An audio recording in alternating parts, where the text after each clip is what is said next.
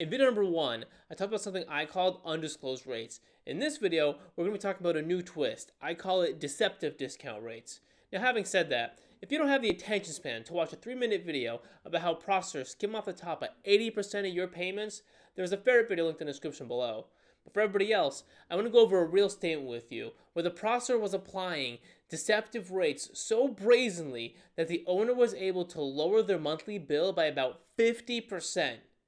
By the end of this video, you too will have acquired the skill to identify deceptive rates. My name is Ivan Igakov. Yeah, I know, it's a Russian name, but it has a better ring to it than Merlot. Apart from that, I have several weird passions, one of which is analyzing credit card statements, which came to me while I was door knocking as a merchant services agent. Yeah, that used to be me. I found that I love going over real statements with people, showing them all the schemes and tricks processors use to make an extra dime off their back. So the best way I found that I can show you these tricks processors use is to actually go over real statements with you.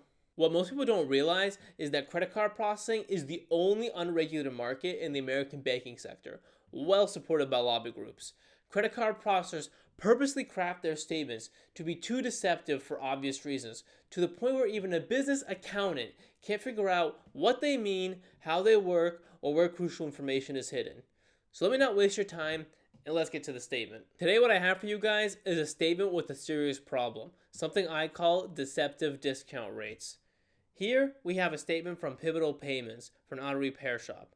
Let's zoom in to see what their effective rate is by dividing the amount deducted by the total sales, and we get 3.9%. Now I think it's obvious, but in case some of you guys are in this situation, this is an extremely high rate for 99% of businesses. So something fishy is going on here. Here we see how much the processor is charging. This is called the discount rate. You can see here that Pivotal is charging 0.15% for their services, which is a really sexy rate for this sort of volume. Now, I didn't graduate from MIT, but I can do percentages. And the numbers just don't seem to add up here. So let's just do the math. If we multiply the net sales by the advertised rate, we get what he's supposed to pay. $7. What is he charged? $110. What's the difference between $110 and $7? $103. So you think that's the story?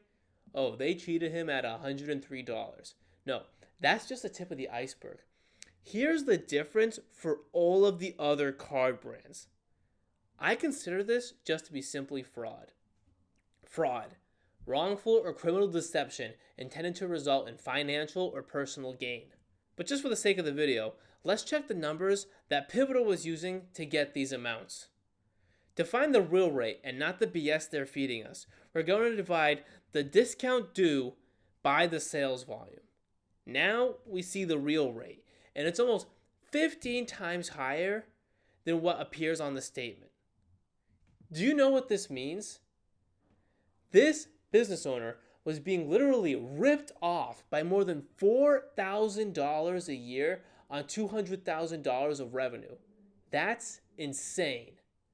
Pivotal might characterize this as a mistake, but in the next video, I'm going to demonstrate to you a clear pattern of deceit. So here's something for you to take home. First, always divide your monthly bill by your monthly volume. This is your effective rate. Second, check the math.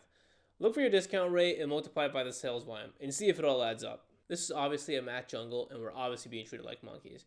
If you want my help with your statement, you click on the link below for an in-depth analysis, or you can send me an email at info@ivanigakov.com and I'll take a look at it when I have the time.